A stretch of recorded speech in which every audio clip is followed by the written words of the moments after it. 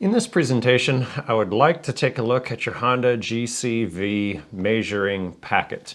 So I'm simply going to provide an overview of exactly where I want you to take your measurements rather than actually giving the demonstration of what the measurements will be. So if you have questions on that, feel free to re-watch the presentation on micrometers and measuring in general. That's of course posted to Classroom pretty much immediately before this particular lab exercise. So let's go ahead and take a look at the expectations for this lab.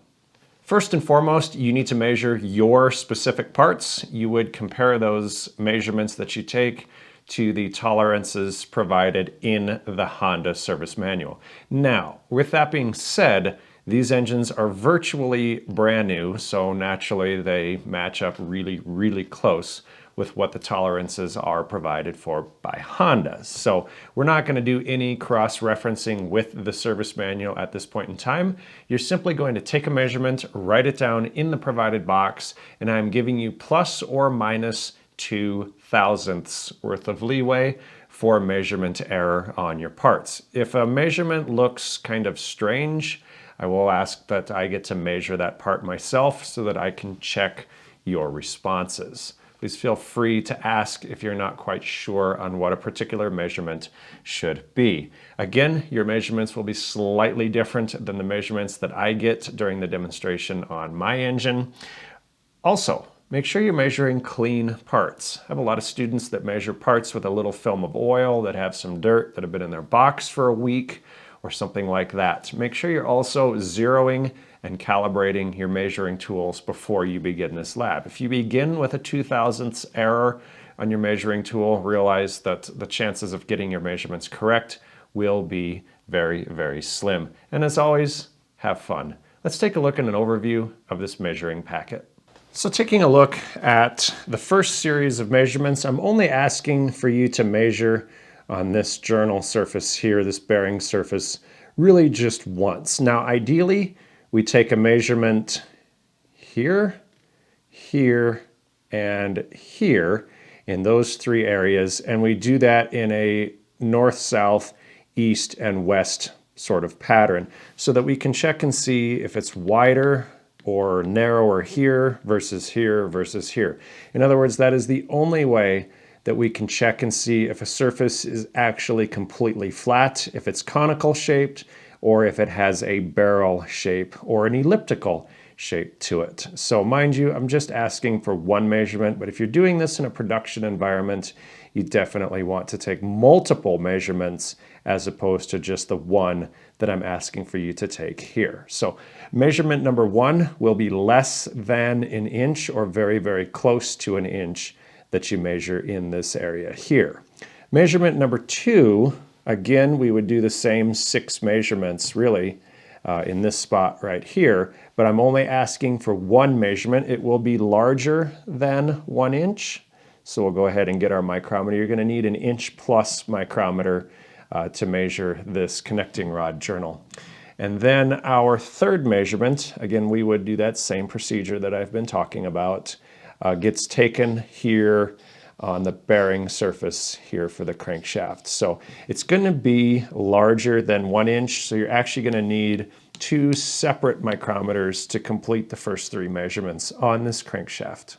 Measurement number 4 is taken with a T-bore gauge, and measurement number 4 will be in the big end of the connecting rod. So we want to make sure that we're not measuring in the oil hole, which would be bad, or in the 2 little notches where the rod cap bolts on. So we're simply going to take the T-bore gauge, we're going to let it expand out so that it fits the bore. We're going to tighten it down. You notice it kind of sticks where it's at. We'll remove it and measure it with a micrometer. All right, and at this point, what we're going to do is we're simply going to very carefully measure the T-bore gauge. We got to make sure we don't smash it. So I get an inch and 0.019, 24, 1.024. I get 1.024 for this particular measurement. If I take a measurement of my crankshaft in that same spot. Let's see, I get 1.022, which leaves me exactly 0.02 worth of space for oil inside of this bearing. So hopefully you get those two answers correct. If this, and a lot of kids tell me that this bearing diameter is smaller than the crankshaft, that doesn't make any sense. Definitely go back, recheck your measurements, considering this rod was bolted to this crankshaft and this engine ran. It's impossible for this to be smaller than the journal on the crankshaft and have the engine still run. Next, I'm going to ask you to measure the piston, and we're just going to do that above the rings here. So we'll need a 1/3 size micrometer to make this happen. Getting into position here. I'm not actually going to give you the measurement, but for measurement number 5, I would like that measurement taken here, and then measurement number 6 taken at a 90-degree angle to it. Now obviously, if you measure down here on the skirt, we should have a little bit different measurement because these pistons are generally not perfectly cylindrical shaped. So we're simply checking the size of the piston versus the cylinder wall, which is going to come up next. So measurement 5, measurement 6, I don't really care in which order that you do them. They should be pretty close to each other. Our next measurements will be performed in the cylinder. So measurements 7 and 8 will be taken at the top of the cylinder nearest the spark plug.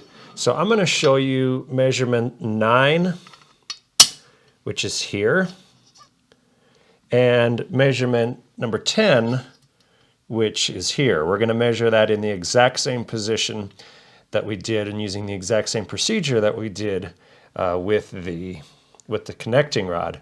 So again, measurement 7 is here, just about at the very top.